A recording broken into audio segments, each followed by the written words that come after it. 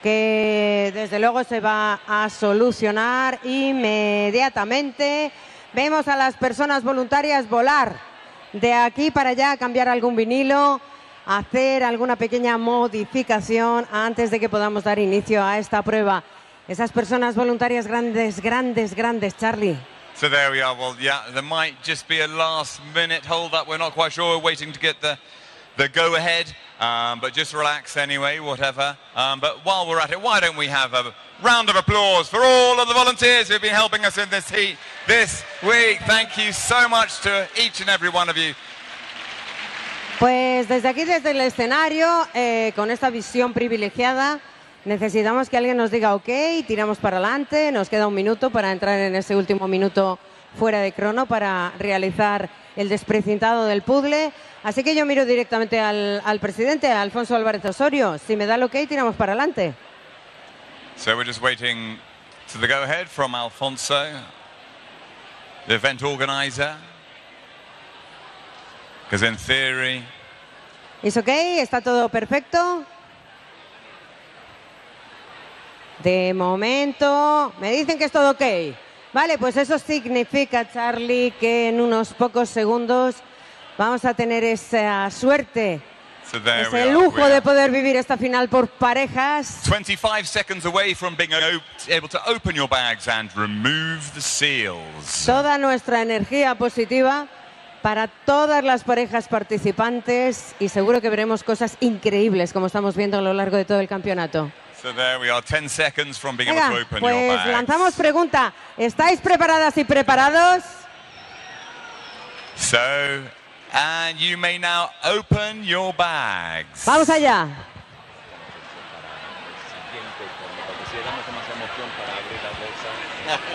¿Te parece?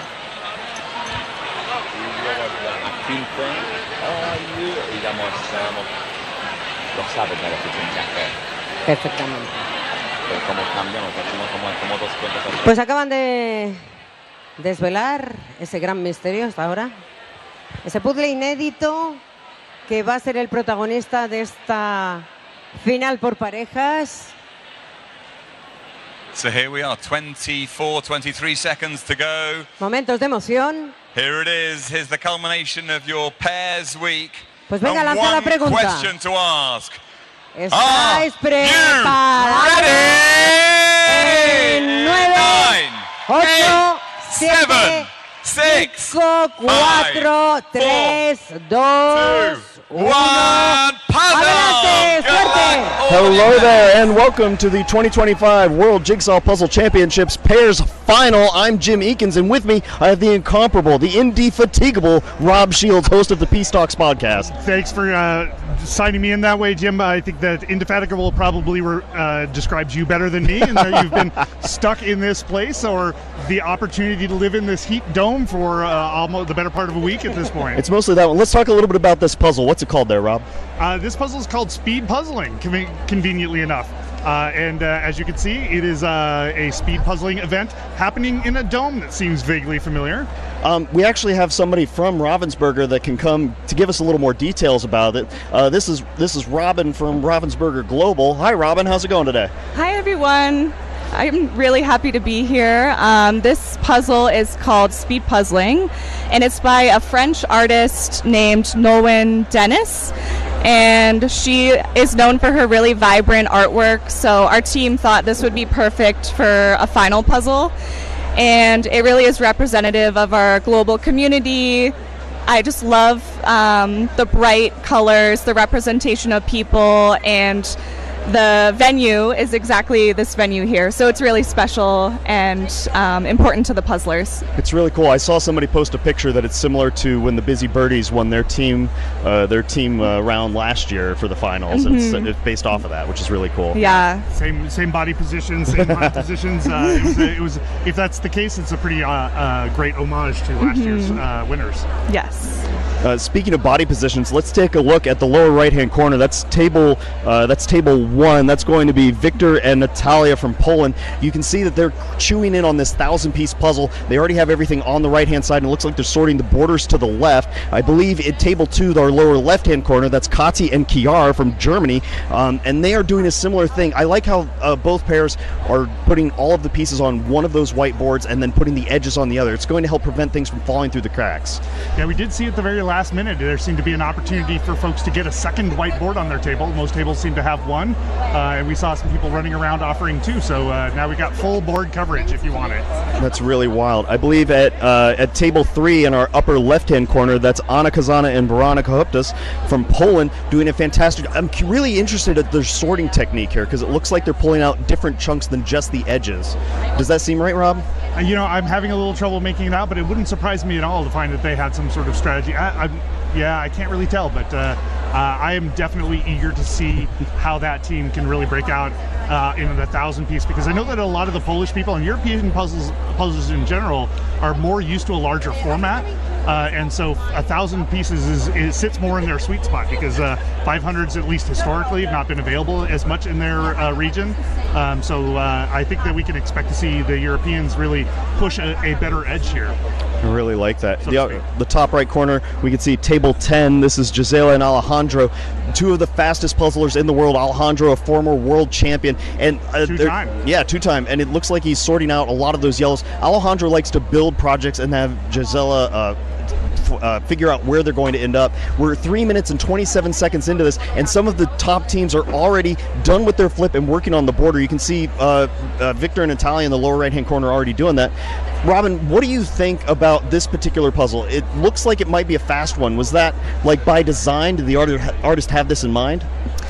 Honestly, I wasn't involved in too much of the development process. We have these expert product managers who, it's very top secret even within Ravensburger. So it's sometimes, even when our staff comes to these speed puzzling competitions, sometimes they themselves are seeing it for the first time. I have seen this before, but I really think this will be a pretty quick puzzle.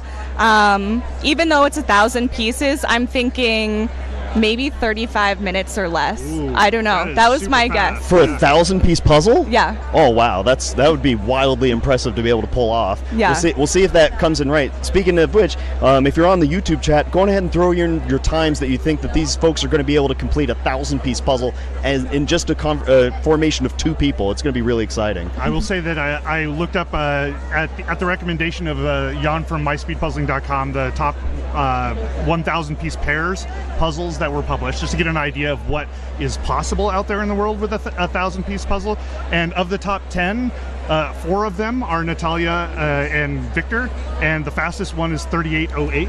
Wow. So I think that I would be surprised if we got below that, but I wouldn't be a lot surprised. Let's break some records, I think. Yeah, let's break some records, and I think Victor and Victor, even paired with Natalia, they're doing some record-breaking things. So I wouldn't be surprised at all. Yeah. So this was not particularly built for speed, it just happened to come out speedy, or was this built with speed in mind? I didn't work with the artist directly, but I think our product managers, they wanted different art styles represented during the competition. So I think this may just have happened to be placed here, but especially with the speed puzzling, we definitely wanted it in the finals as a big final shebang. And I think having it in the finals and being a little bit faster makes it really exciting and competitive. And I love, there's a couple of things that I'm noticing just by looking at this, that it is puzzles within puzzles within puzzles. So the puzzle has the actual puzzle itself in there, which has a box with the puzzle in there. So it just is puzzles all the way down, which is amazing. And also like a large variety of people, which I think is great. Like not all puzzle brands are great at representing diversity. And it's good to see that, we've got a lot of different kinds of people represented in this. Speaking of different representations, we can see in the lower right-hand corner at table 7, that's Teresa and Marketa from the Czech Republic, previous champions in this division from last year. They are flying right now. In the upper left-hand corner, we can see at table 4, that's Ellen and Inga, sisters from the Netherlands, and they are chewing through the border of this. It looks like they've actually sorted this into chunks, into a strip of green next to the border. I'm really wondering if they're going to try to build this whole thing by color basis rather than what the image basis is. Yeah, I think Ellen and Inga are one of the ones to watch in this competition. I've really been impressed at how much they have really brought their A game, so to speak, their O and A game to this competition. They're in my list of people that I think that really has a chance at kind of breaking through on this. I'm seeing down in the lower left-hand corner it's Tobias and Tira, I think, from Sweden.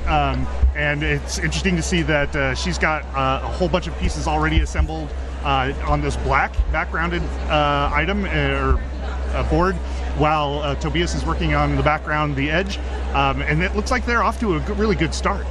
Yeah, you have to wonder if this kind of puzzle favors individuals that are more on the pick and place or the dead reckoning style, or if they're more on the grab targets in small groups and then place them that way. With the way that this sits, do you think that they're going to be able to see enough on one piece of the puzzle in order to spot it right where it's supposed to go, or do you think the clusters are going to work a little bit better?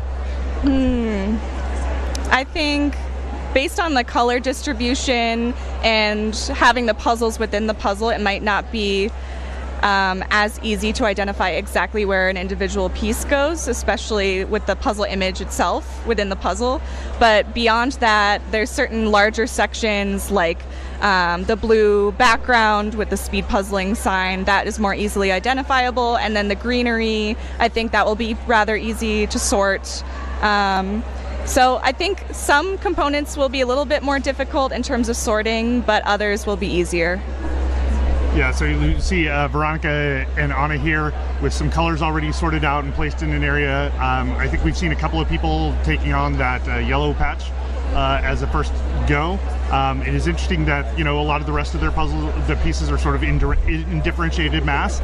So they're just kind of like, I've got a project, I'm going to go find all the pieces, put them on a board and start working on it. And it looks like they're barely really talking to each other. Right now, they both are on a mission on very specific projects, and they're not saying a whole lot. And here you can see Victor and Natalia flying away. It's fun to see the way that different puzzlers' fingers operate, where either they're really fast or they're very methodical. Victor is one of those puzzlers where his fingers are moving faster than the pieces go in pretty often, and it's pretty active. Yeah, and what's amazing about that is that we talk about sort of finger work, and for some of these puzzlers, Victor included, it really is finger work. Like when I'm doing flipping, like my whole hand is involved. But a lot of these puzzlers are so good, so practiced, so talented in that way that you really see as just a small, like, it's almost like they're playing piano in a very small piano really fast. They're just flipping those with the minimum amount of movements to make that happen. You can see in the lower left-hand corner, this is Kati and Kiara, a very, very strong pair that have joined forces, sort of a megazord of puzzlers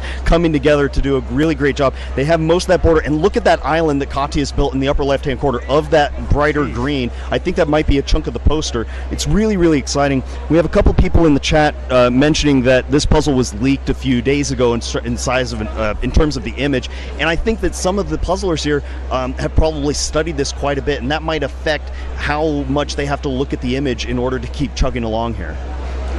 Yeah, it's true. I've had some conversations with a number of pairs out there who have been working with the image in the last couple of days, and some people have, just to show you how dedicated, committed people are, people have gone through some fairly great lengths to get as much information as they can about this. I know that, like, my understanding, and correct me if I'm wrong, is that the leaks sort of happen through the retail channel, and that's a hard thing, I imagine, to keep control of. It must be as devastating for you guys as it is for the puzzlers to have something like this that you guys, as you said, have internal security working so hard on. Yeah, it's unfortunate that it was leaked, but we are doing everything we can in the future to make sure that doesn't happen again.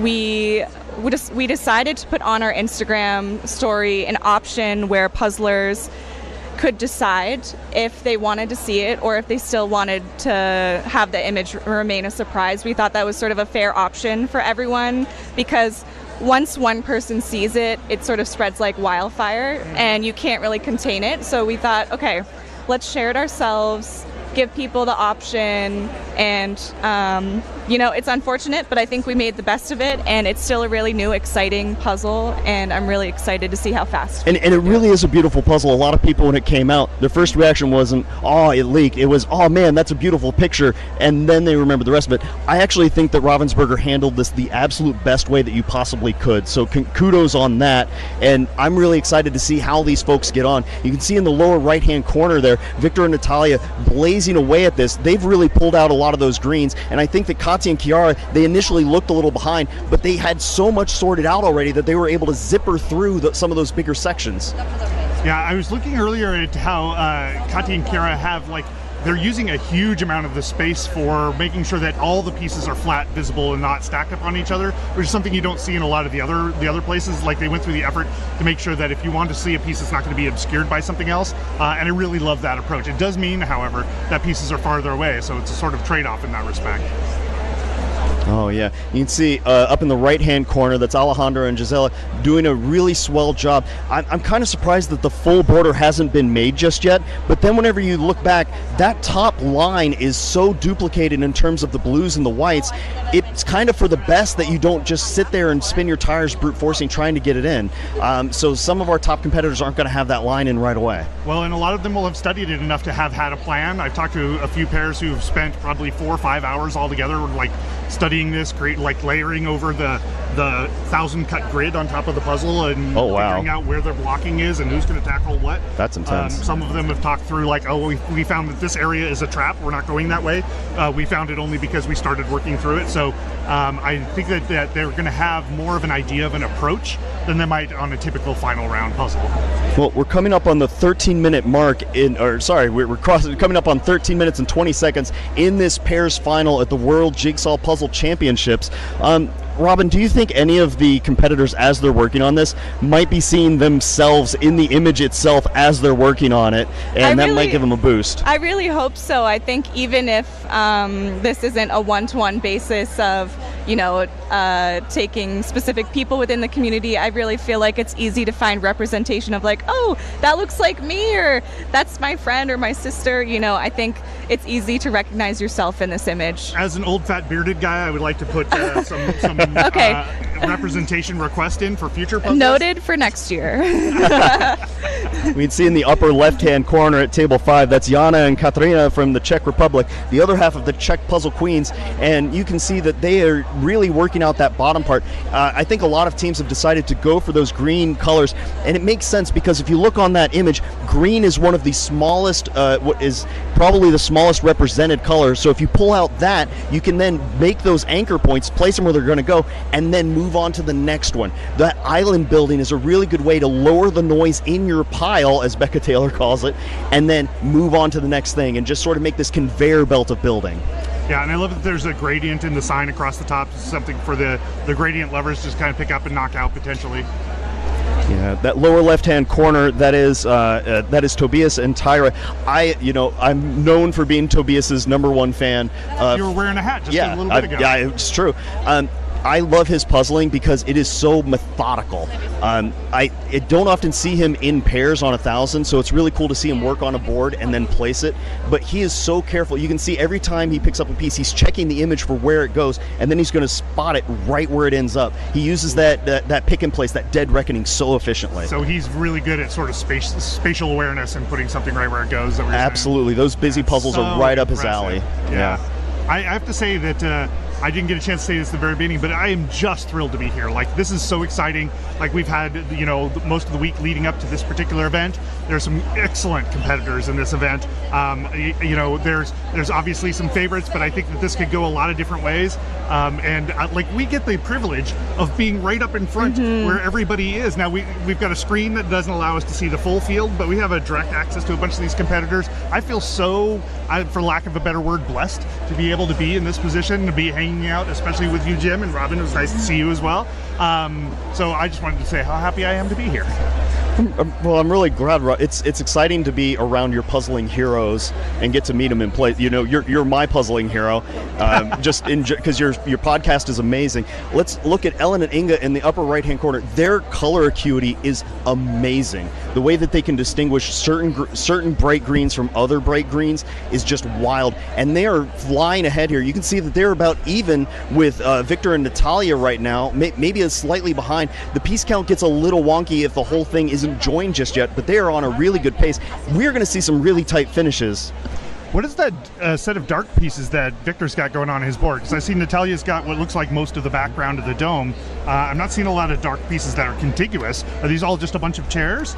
I think it's a lot of people's hair on the image, and this is actually a really cool thing that a lot of puzzlers forget about, is that you can actually go for the pieces that have black or dark or dark edges on them. A lot of times those black pieces overfill shadows or closets or large chunks of the puzzle that are difficult, and so you build this reflex in of avoiding those pieces. So that's actually a really good tactic here, because there's not a ton of those, and if you can link even 3 or 4 of them and then dead reckon them where they're supposed to end up, it'll make that whole process a little easier because you have those anchors ready. And often they have just a tiny sliver of another color, so I think that's a good strategy to sort of own the dark pieces and not focus on the bright ones. That's a good strategy. Yeah, we sometimes call that feature plus one, where you take the feature of what you're aiming for plus one additional fact in order to get that group. So maybe that person in the purple shirt with the black hair on top, you could grab those as a group and then put them in place.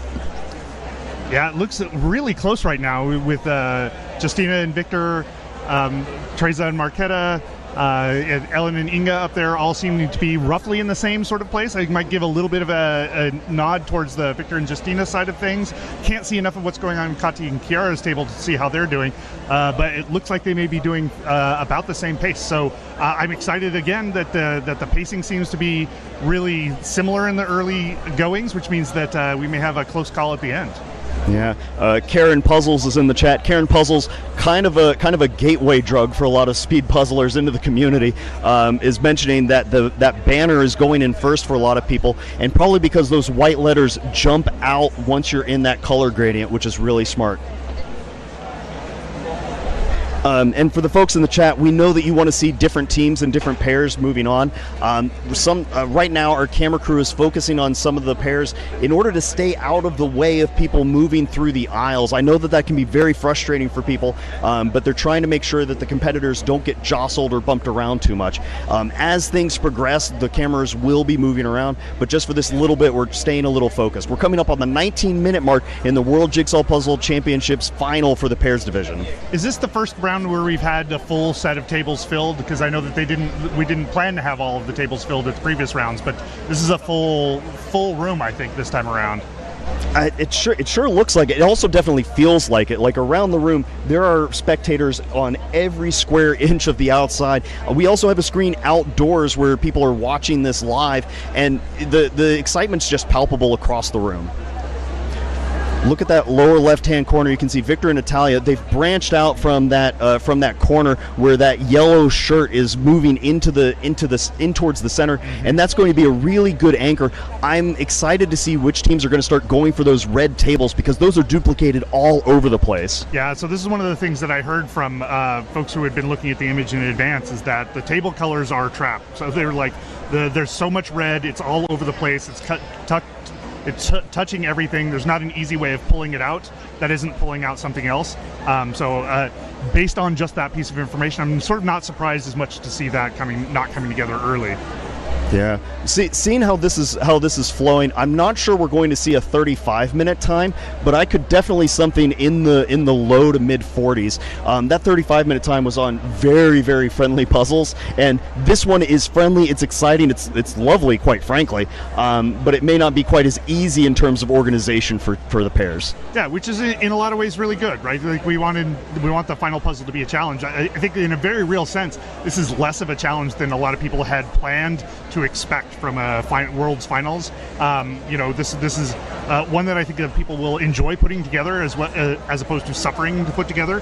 And I think this is one that is unlike some finals puzzles that we've seen in other events and even previous years here. This is one that I think folks would really enjoy putting together on their own. Like there are some puzzles like the was it the U.S. The neon safari, the Swedish fish kind of a thing. No, it was the black and the neon had neon safari animals. Oh, anyway, that one was really difficult. Yeah, we all looked at that and we're like, okay, well, we'll do it in finals, and then we're going to put that in our souvenir box, never to be seen again. But this seems like something that I could see a lot of people wanting to replay. Well, it's weightlifting. When you get a hard puzzle like that, it makes it where you have to get a little bit better at feature plus one or filling the whole. Like all those little tactics can come together. We know that a lot of puzzlers practice those difficult ones, so that way these ones are even easier. But you have to wonder, sometimes on those harder ones, you get used to a slower pace, like a little bit of a, this is a slog and this is how I'll brute force my way through it. This is a little bit of a sprint, so having that high physicality along with the accuracy is going to be huge. So what do we think that the teams are going to end up on? Like what are the final things in here where they're going to be plugging and playing? My hunch would be that the sections that are going to be the most difficult are probably the blue dome bits near the top. I know a lot of people love to do sky. That is so broken up that it's probably going to be a little tricky to do. Either that or filling in the red tables near the bottom. That would probably be my bet. But as I say that, Veronica and Anna in the upper right hand corner there have already put in several of those red pieces. Like I was saying earlier, they just are absolutely phenomenal puzzlers.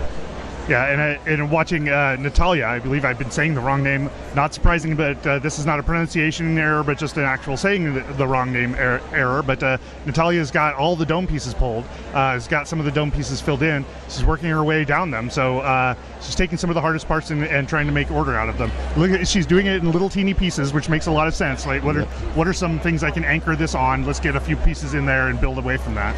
Yeah, this is going to be really cool. Check out table 7, the lower right hand corner. Teresa and Marquetta, they've done this really interesting thing where their puzzle image is vertical. They haven't done it horizontal. And this is a thing where the top puzzlers try to decide, do I want the image to match the direction that I'm puzzling in, or do I want it to match the way that it's going to sit in my head? So it's really cool that they've gone for that vertical orientation, whereas the other three have all gone for landscape. Yeah, that's fascinating. It's such a little thing, and this is what I was talking about with Rob earlier. There's all these little micro advantages that you can start building up, and on a 1,000-piece puzzle, there's lots of ways that you can make tiny little adjustments that are going to save yourself time later, and it goes a really long way. Yeah, and a lot of those adjustments are going to be really specific to you and your pair's capabilities. Like, what is it that you have a natural, instinct for, a natural ability to sort of execute on? Because I know that some teams will rotate the box into the sort of that portrait mode, but other teams just, at least some members of other teams, just can't get their head around it, honestly. They could rather puzzle with it like we're seeing the rest of them in a kind of horizontal mode, because that, even though they're puzzling upside down to that, it still makes more sense to them. So one of the things I do love about competitive jigsaw puzzling is that, everybody finds their strengths, and those strengths can be unique to you. And if you're in pairs or teams, then you can build on each other's strengths, and that creates a unique capability that is just the way that you do things. You can definitely borrow or steal from other people, but whatever it is that you do can be an asset for you. Yeah, and check out the other thing for Kati and Kiara in the upper left-hand corner. They've decided to do this puzzle in landscape mode. I sometimes call it manatee for reasons, but you can see that they've gone side to side on it. You have to wonder, is that helpful or is it hurtful in terms of their overall accuracy? I know that they've practiced this a whole bunch, so they know what they're doing, but it might be the kind of thing where because this isn't because it isn't a perfect top-bottom split, it might actually make it a little bit easier for both of them to reach areas that they want to work on. Yeah, I first saw this technique in the U.S. Nationals, I think year before last, with Andrea Ping and Kelly Walters were doing that, and it was an amazing space management tool. Like, if you can do it this way, you have so much more space on the table. If you've got confined spaces especially, but like all the way down and below there, you can put all kinds of pieces there, and it doesn't allow you to put pieces right on either side, but it just makes such a clean cutoff to where the puzzle is and where the rest of the pieces are. Yeah.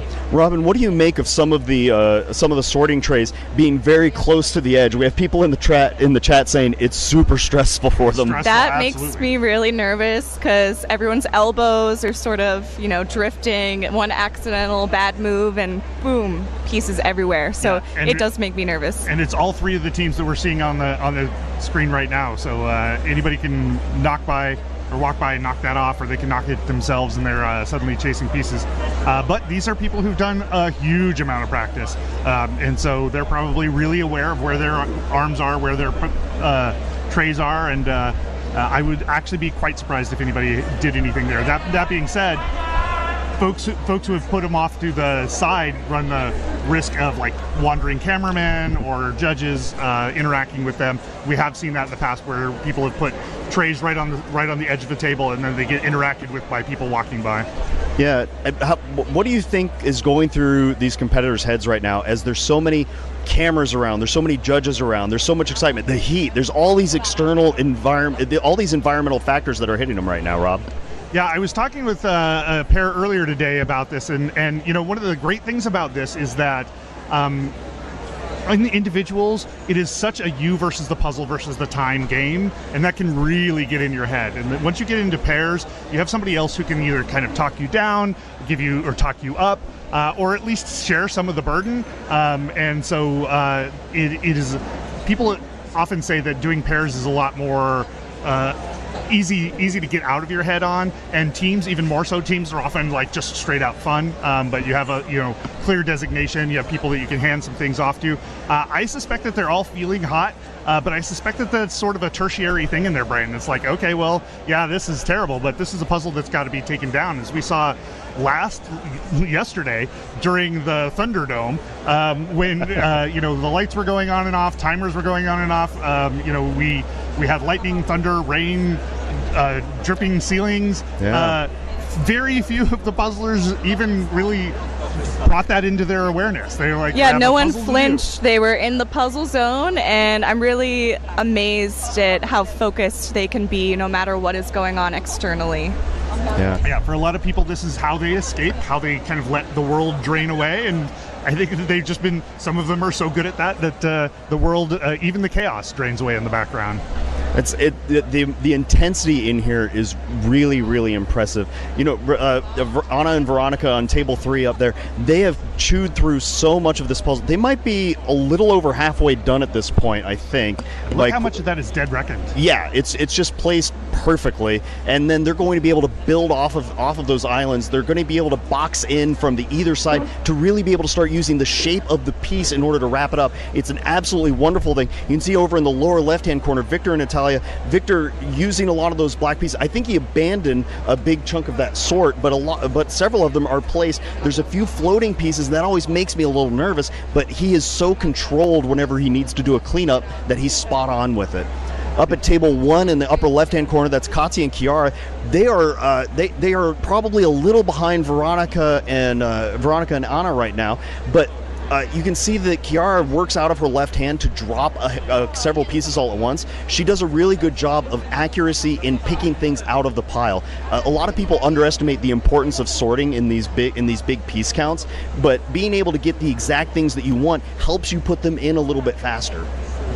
Yeah, as the person designated sorter on both my pair and teams, a sorting of a 1,000-piece puzzle, like especially if you're going to commit to it, and you can't really commit to a full-time sorter, obviously, in a pair situation. But a sorting is something that you're doing continuously. Like, it is just an activity that you get started on, and probably not until you're 3/4 of the way through are you done sorting. So, like, it can be a huge advantage. But it's one of those things that in this case you're trading off time, right? Like, you gotta figure out like what sorting is enough that my assembling can take that hit, right? How much of sorting is going to accelerate my ability to put pieces in place later? What is the trade-off going to be? It takes about a half a second to pick up a piece, and then anytime you have to travel a distance, that starts adding up real quick. So you're absolutely right, Rob. There's all of these investments on time that you hope pay off a little bit later, and trying to figure out what's going to be the best move is really important. You can see Victor and Natalia in that lower left-hand corner. They'd made a huge amount of progress all of a sudden, probably because they had all of these little micro sorts already set up, and they're really squeezing in towards the middle now.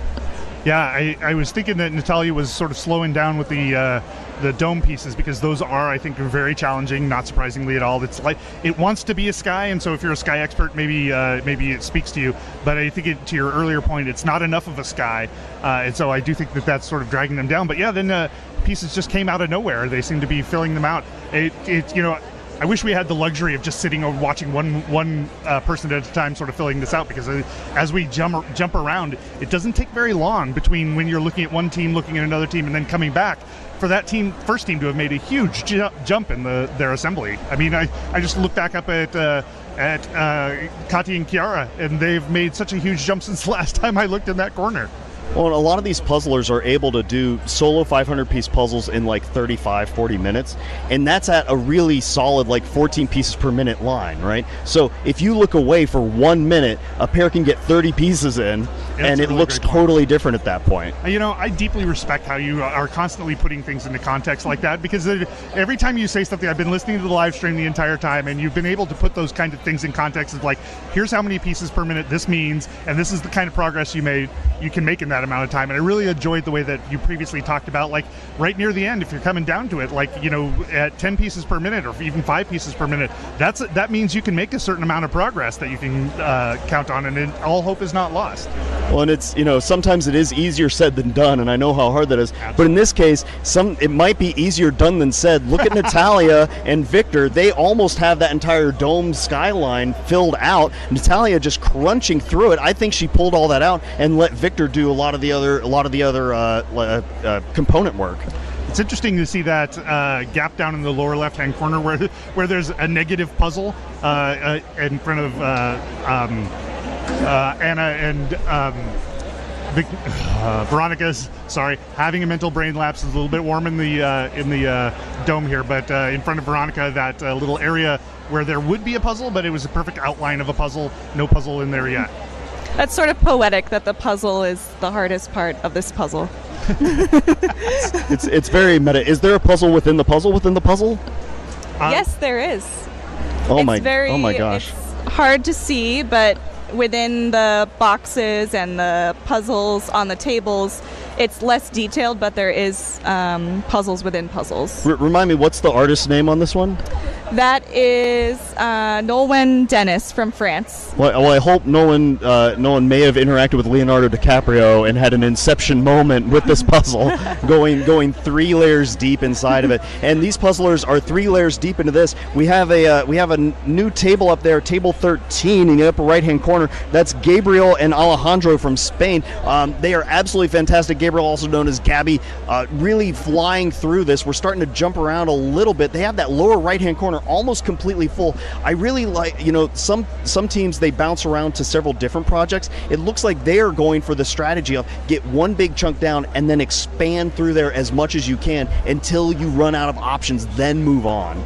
Interesting. So what do you think about that versus a sort of pick and place? Like, I can imagine benefits to both of those. I think it really comes down to what your eye is able to see. Like, I am not great at pick and place because I get a little distracted. I get a little confuzzled about what's actually on the image.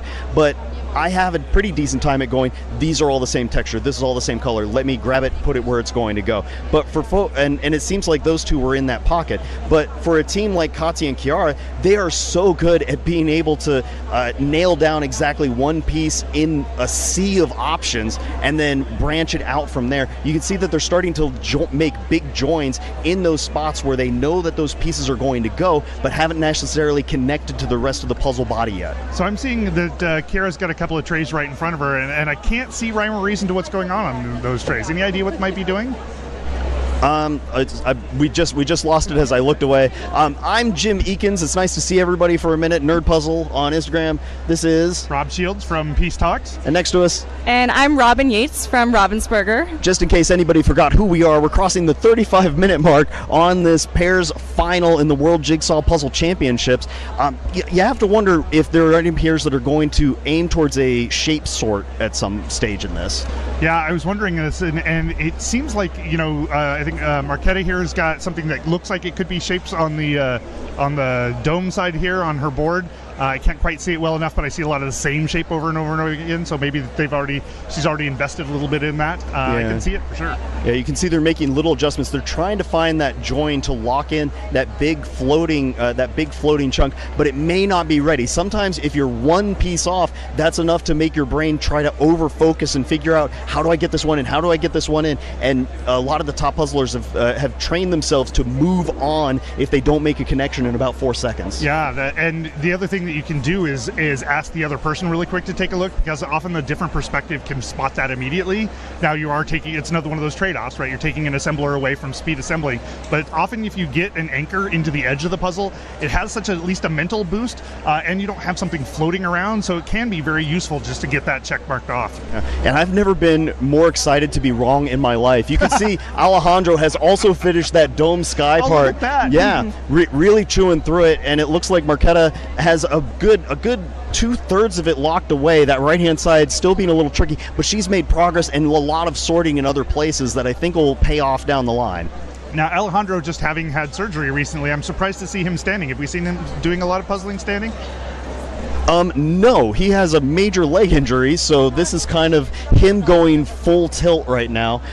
Speed puzzling can bring out the best in people. It can also bring out the most competitive in people. So Alejandro doing the standing mode right now, he's putting a lot of wear on his body and also on his back. I don't think we talk about that a whole lot. We've seen puzzlers try to take slightly different stances in order to relieve that pressure on their back. They'll do a little bit of a split.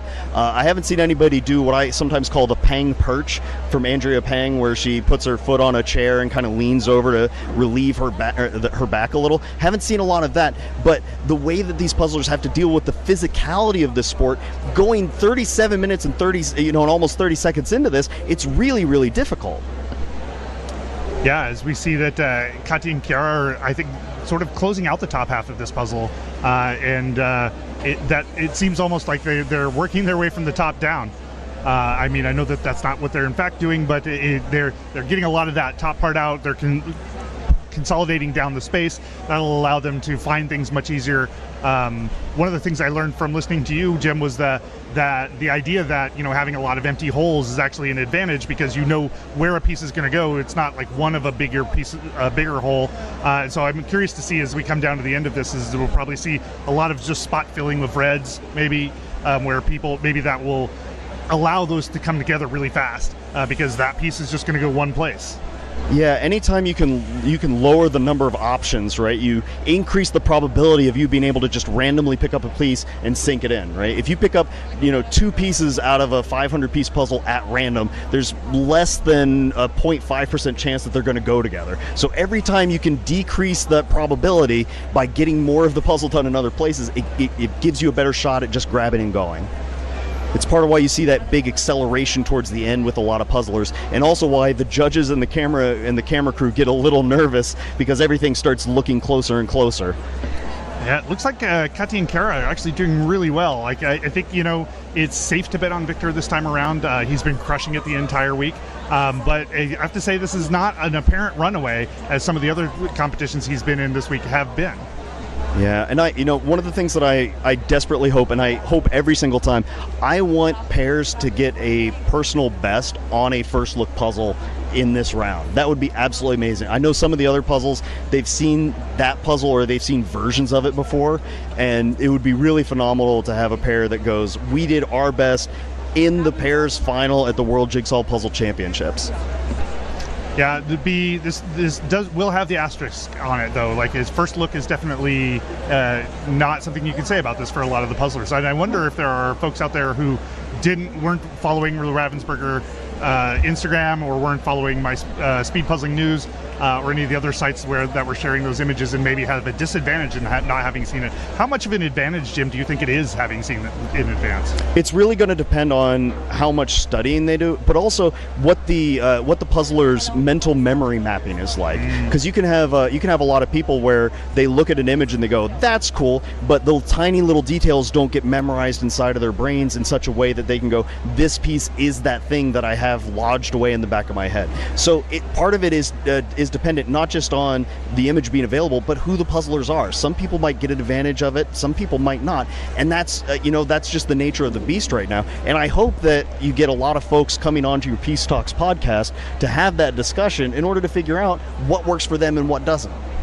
Yeah, well, I'm just happy that people keep coming on to Peace Talks whenever I ask. So it just goes to show you how great a community this is. That especially in the early stages of my podcast, like all kinds of people said yes, and I had nothing out there, and so it's an amazing community. We were talking about this earlier. It's just hard to even think of a puzzler who's like even vaguely negative on the puzzling scene. Everybody is just so great. They help each other. It was a great fun to watch, like the Norwegian team fanning another team the other day, during the competition. So it is just a great community overall. Yeah, everyone is willing to help at any moment. The volunteers have been amazing. The camera people have been acting so quick to get coverage, and the vibes here are just all around very positive considering the heat wave in Valladolid right now. Yeah, it was interesting during the outage of the live stream yesterday. Everybody knew we didn't have a live stream, but the cameramen were still running around ready to capture the shots the moment the stream came back up. So it wasn't like they were taking the moment off and waiting for things to come up. They were going and going and going. So Robin, are you much of an avid puzzler? Are you a speed puzzler? Well, I feel like it's unfair for me to compete working for Ravensburger. Sure. So at competitions, sometimes we'll have a staff table reserved unofficially, right. So we'll do it for fun. And I am known for hosting speed puzzling within Ravensburger, so during corporate meetings and things like that. So I do speed puzzle, but not officially. That's awesome. Well, hopefully at some point you might be able to hit up some of the ones that aren't organized by Rav, so that way you can take part in that fun. Everybody enjoys seeing people behind the scenes enjoy the sport and take part of it, and that would be really fun to see you in there at some point. I would love to. Yeah, how do you think you would try to approach this one? Oh boy, I think I would do the banner up top first. I would try to separate all the red table pieces and I think I would do that last because, like you said, there would be gaps where, you know where those pieces are going. So I think I would do the banner, the people, and the different clothing, the greenery. I would do all of that first and then fill in the puzzles and the tables afterwards. It seems like a pretty good method. You can see Katya and Kiara in that upper left-hand corner basically doing what you're saying. They're starting to close in on those reds. I can't quite make out the sort. I think what they've done is they've pulled out some of the pieces that have awkward colors on it. It might even be the puzzle within a puzzle kind of pieces, and then they'll try to land those in pretty quickly. You can see Veronica and Anna over on table 3 in our upper right-hand corner. They have a huge chunk of that bottom built out, but now that sky dome is going to be the thing that's going to be the next little speed bump in their way. Victor and Natalia in the lower left-hand corner, they have that upper dome part built out, and it seems like they have a lot of larger holes left in the bottom that might slow them down a little bit. We know that Victor is great at shape work, but with those big gaps, it may not be quite enough just yet. Do you think that having left the dome for later, though, gives you a lot more edges to build off of, and maybe that can come together faster? Like I'm looking at the amount of dome that they have, and it's pretty surrounded by all kinds of things. And as I've heard you say before, you can sort of zipper at least that kind of top section together fairly quickly, it would seem. Yeah, you might be able to sandwich it in from both the bottom and the top. I think there might be a little bit of gradient, or even looking at the image real close, some of those chunks are a little bit darker and have little bits of tree behind them, and that might make it a little easier. So if those are sorted, they might be able to just blast ahead all of a sudden. You can see in the lower right-hand corner, Teresa and Marquetta have the full top dome built out, and they have a lot of the tables already sorted onto trays. And this is one of those cases where did doing that sort early on make an investment in time that's going to help them out later, or did it just eat little half seconds here and there that might put them a little behind? Yeah, I was thinking it would be interesting to know whether those are intentional like trays with specific things on them, or rather just like pieces that they discarded. But it seems pretty intentional because I'm seeing a lot of red on that lower right-hand one, but I'm also seeing red on some of the other ones. And you know, I'm surprised all of these teams have filled out there's a slightly darker red in the lower left-hand corner and a slightly lighter red, and they're filling pieces that look like they're just a solid color and getting them pretty complete as they go. Yeah, it's really impressive just how these competitors are able to see tiny little differences in color on these small pieces. Absolutely. Like it's wild. It's impressive. Robin, is that a skill you have? I think, when you're looking at the puzzle image on the box, you think, oh, that will be rather difficult. But when it's individual pieces and you're comparing them right next to one another, I think it is a little easier to have certain shades stick out. Here's a broader view. You can see the stream team, Hannah and Kyle from the US down here. You can also see Rihanna and Mel from the Aussie All-Stars. Good to get a shot of some of the other folks out there in the field. This is a fast, I know we're 46 minutes into it, and in some ways that is a long time. But this is a fast-moving collection of people all together, so it is moving back and forth a lot. So it's unfortunate that we can't both get wide coverage and keep you updated on the kind of day-to-day of this, of the fastest puzzlers. You know, it's really crazy how much the sport has advanced in just a few years. Not long ago, getting down to just an hour was considered near impossible for 1,000-piece puzzles in pairs. And now these folks are looking to be able to crack that without too much trouble. And the huge chunk of the field as well. Yeah, I was talking to somebody earlier yesterday who said, yeah, I've knocked 10 to 15 minutes off my average time last year, but the entire field has moved faster than that. So they're actually losing places despite the fact that they have put in the work and made such huge gains. And a huge part of that is that the community loves to talk about what they're doing, what they're working on. And, you know, we're still developing all of these techniques and vocab and definite and like trying to get better at the thing as a whole, not just as individuals, is really, really cool. Yeah, I'm on record as saying that I think in the next 10 years we'll see a first try individual 500 in under 20 minutes in competition. And last year that seemed like an outrageous claim. I'm feeling more and more good about that, I have to say. Yeah. Speaking of which, I would love to see speed puzzling be an Olympic sport. I think that would be the ultimate goal one day. That would be really, really cool. I mean, we've had chess was an Olympic sport at one point. You know, there's all sorts of other things. This could definitely be in there. I mean, look at how much these folks are sweating, and they're just flying through. The amount of concentration it takes to be able to do this at speed for going on 50 minutes here is bananas. Yeah, I have to say that this is. I thought this puzzle would finish a little faster than it has. So I know there was a pool going around of people placing some idea of what they thought the times were going to be, and I'm glad I opted out of that because my ability to predict puzzle times is terrible. Same, mine was very wrong. Almost as bad as pronouncing people's names. Apologies on both fronts. But yeah, so it does seem like this puzzle brought enough challenge to it. I was afraid that people were just going to breeze through it, or excited actually. I would love to have seen people breeze through it. But it looks like it is providing enough challenge for a pair to really sink their teeth into.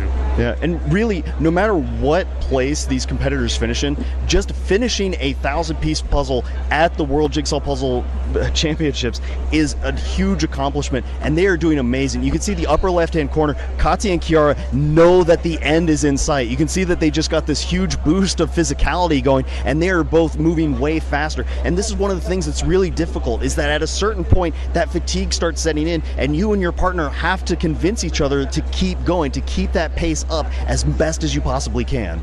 Was it you that Alejandro gave the advice to, if you want to avoid back pain, go faster? Yes. Yeah. Yeah.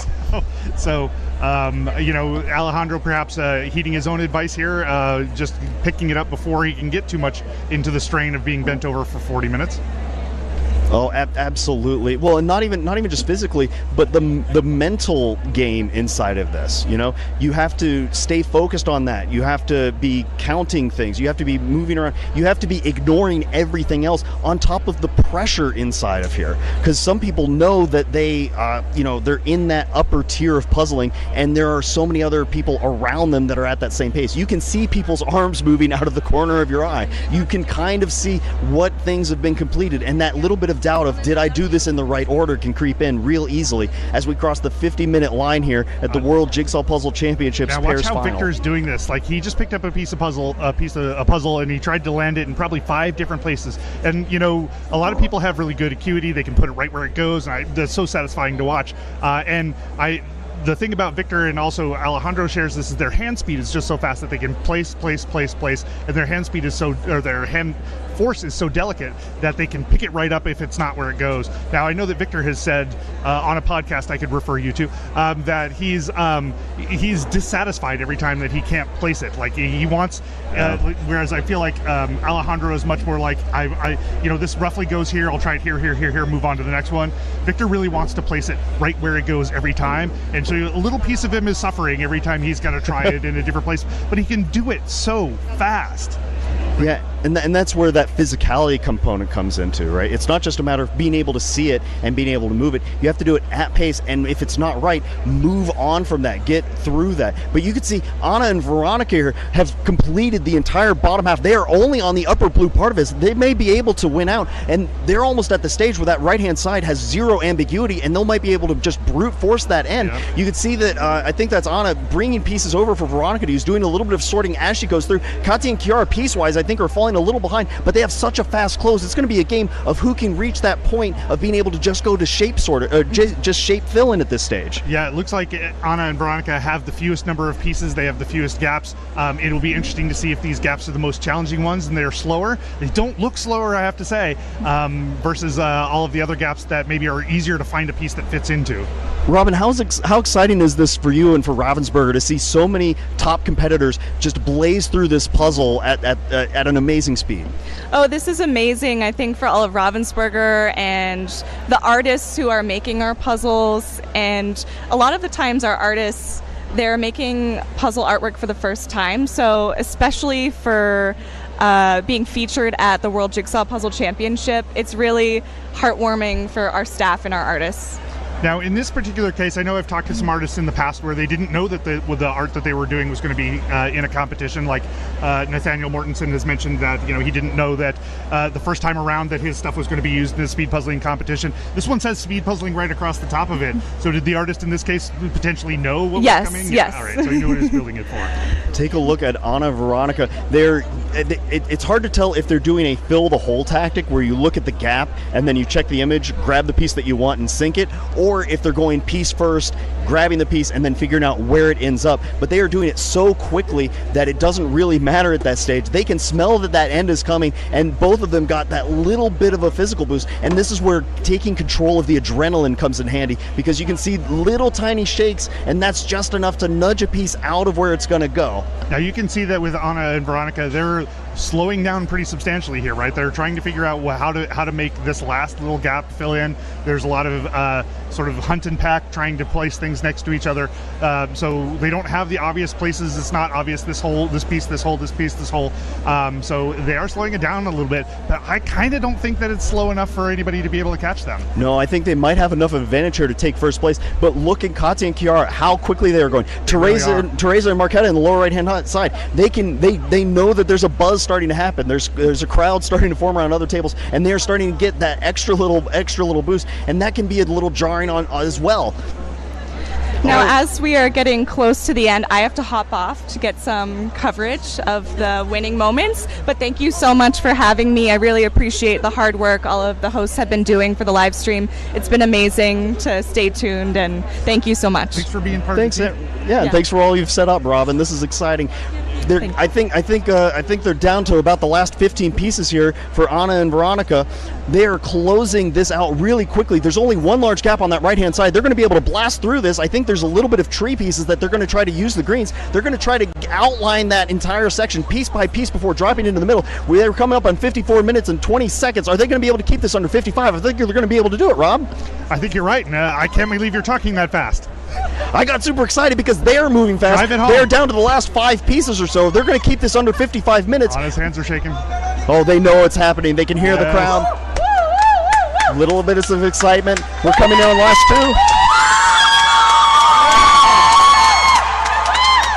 it is. Well done, Anna and Veronica.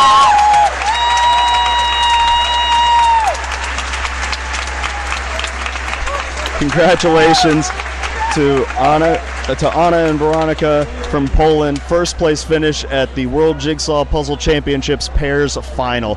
And right behind them, on their heels, Katya and Kiara finishing up the last 15 pieces or so. It's going to be under 30-second difference, maybe under 20-second difference. Oh, wow. And that difference can come down to just the flip alone. And Katya and Kiara finish in second place. Congratulations. Looks like that maybe I can't tell if they have a missing piece there and called time, or just thought they might have. Phenomenal puzzling. Well done. It's so difficult to do it at this level. You know, I was saying earlier, Rob, that just picking up a piece costs about half a second. If you have the initial dump of pieces and an extra 30 pieces are face down, that's going to be an extra 15 seconds worth of flip that you have to do. That isn't under your control. So I was talking with Irina on the U.S. team, who has the record for the speed puzzling last year in the U.S., the speed run. Cat's on a Bookshelf, I think is what it was. And I asked her with her fastest time under 18 minutes, 17 something. I said, like, was that the very last run you did? She said no, it was all luck of how the pieces fell. So she tried it many times after her best one because the pieces just fell differently and cost her more time. Yeah, and that's totally what can happen here whenever the margins are that tight. But look at this is how the race continues, because we still have a full podium that can finish up here. Victor and Natalia are so close. They're at that stage where there's not a whole lot of gaps left in towards the middle, but they need to work out those puzzles within puzzle pieces. That's the thing that's that meta-ness might have been tripping them up a little bit. Yeah, that is interesting that it is a very different place that they ended up than where Veronica and Anna finished up. And we see a similar sort of thing on the Teresa and Marquetta side, where they've got that puzzle piece, some pieces down at the bottom. Inga and Ellen in the upper left-hand corner here, table number 4. They know that they are in the finish. It's going to come down to who's going to brute force this a little bit faster, and I think Inga and Ella have the edge. I think you're right. I think that you count the first couple of large bits of applause, and you just kind of run with it. And so I think that at this point, you know that you're in contention. You know that there's been a couple, but there's not been a lot. Yeah, look at how Inga and Ellen's puzzle, it's Swiss cheese based. Any piece they pick up, they know exactly where it's going to go. There's no ambiguity. Look how fast Ellen's placing those pieces. Yep. Victor and Natalia have a larger gap. It might have been the same number of pieces a minute ago, but because of where those gaps are, that makes a huge difference. Inga and Ellen, are they going to be able to keep this under 58 minutes? Look at the face on Ellen. She's just like really in the zone. She's focused. She's like, we got to do this. We got to do this. You can tell that there's a lot of adrenaline, a lot of stress maybe going through that. And she's pushing it all the way to the end. Congratulations. One more. Yes. A third place and a podium finish for Inga and Ellen. Congratulations. Look how thrilled they are.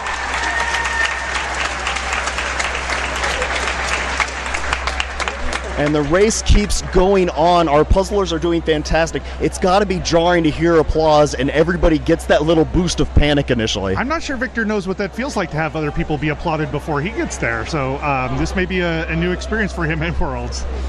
Well, and that's A-OK because he is going to certainly experience being a top finisher here in this pairs division. Absolutely. Are they going to keep it under 58-25? And there's Hannah Sigler and Mari Black also coming into a close. Yeah.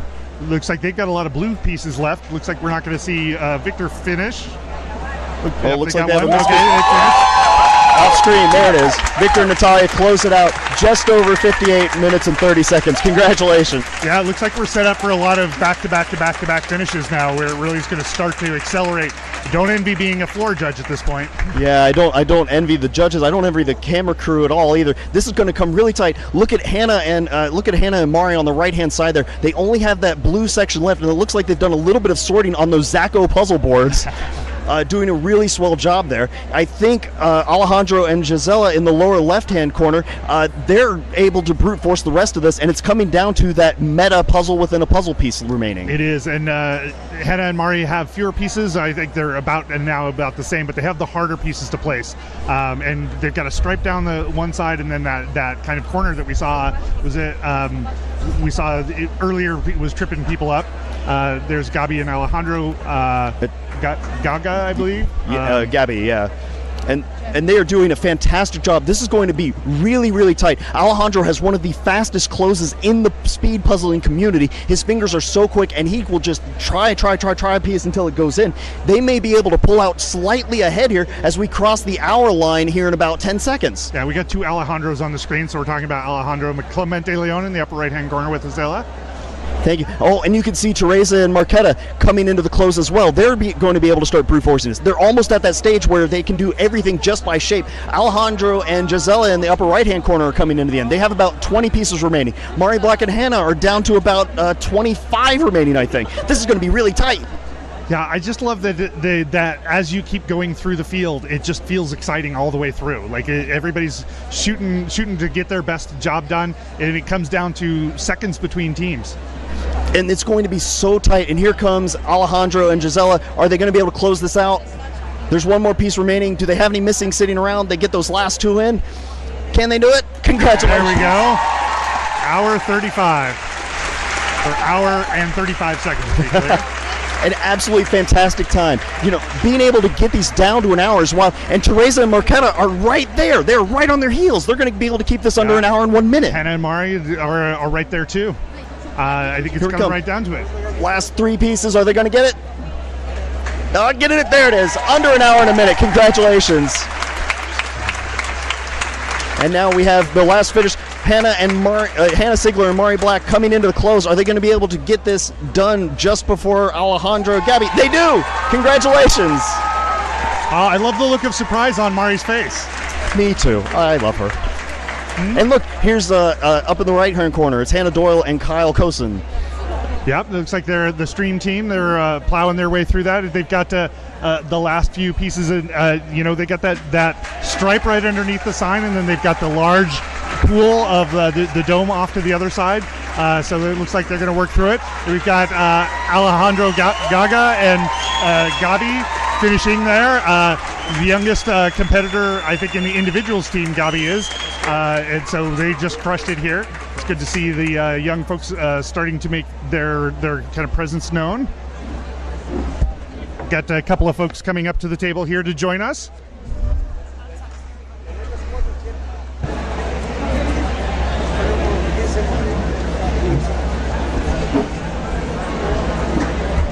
Welcome, congratulations.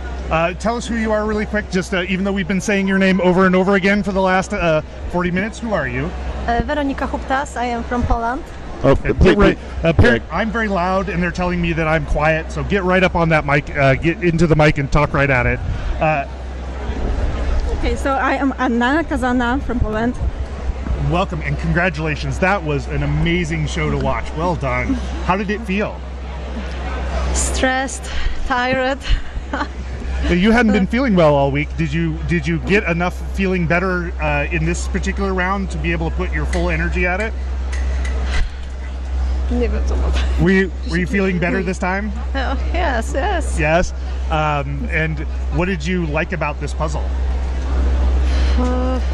Okay, I liked about this that it's very colorful. I love colors on the puzzle, but they were also a bit busy, and I don't really like busy puzzles. You don't really like busy puzzles, so yeah, it looked like. So how did you approach this puzzle? Did you do the dome first and then the other parts later? Okay, when we first saw the puzzle, we thought that I will start with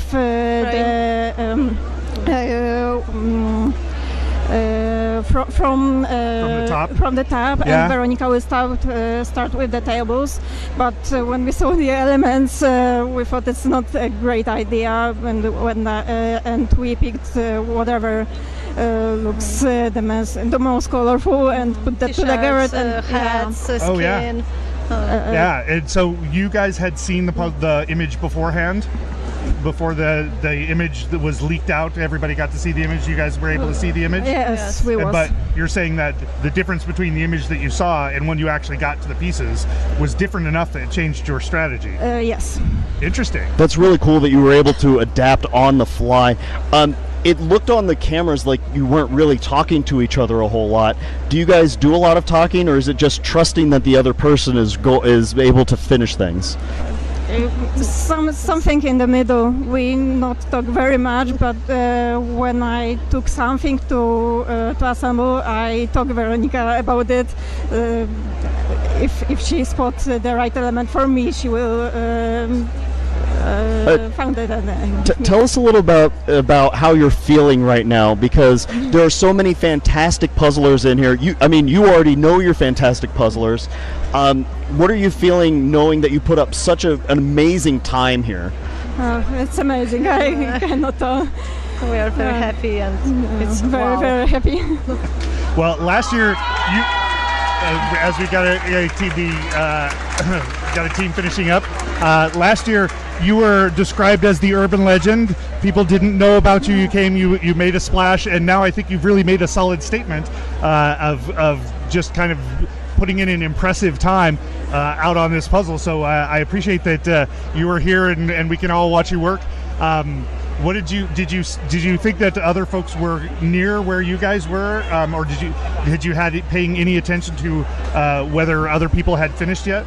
I looked twice on the right, but I can't tell anything from that. And it didn't help you? Yeah, it didn't help me, so I think it's a waste of time to look around. So I focused on our puzzles.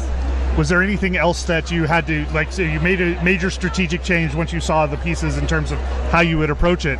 Were there any other things that you had to make a shift on or coordinate differently once you started really getting into the puzzle, or did it just come together pretty quick?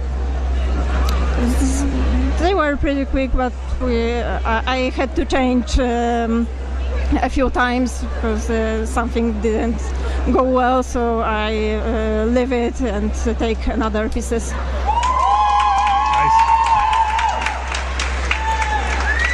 We got a lot of screaming going on in the background as more teams finish. The Dutch team. More people who are urban legends this year. This is the Brot sisters from the Netherlands. It looks like at the lower left-hand corner, table 15, that's Rosa and Hannah from Finland, are over in the right-hand corner now. And there are so many teams that are coming close to a finish. This is really phenomenal. How many teams are so close to about the same times? This is like it's just amazing to have this strong of a field all in the same place. I think that is Martine and Marcha from the Netherlands. From the Netherlands. Well, I will let you go because I know that you guys need to go off and enjoy and celebrate and maybe get out of the heat. But thank you so much for joining us, and congratulations on such an amazing job. Is there any last things you want to say to anybody before we let you go? Well, this event is amazing. Thank you. Thank you so much. Yeah. See you soon. Congratulations. Our first place finishers in the Pairs World Jigsaw Puzzle Championships Finals, Veronica and Anna. Fantastic job.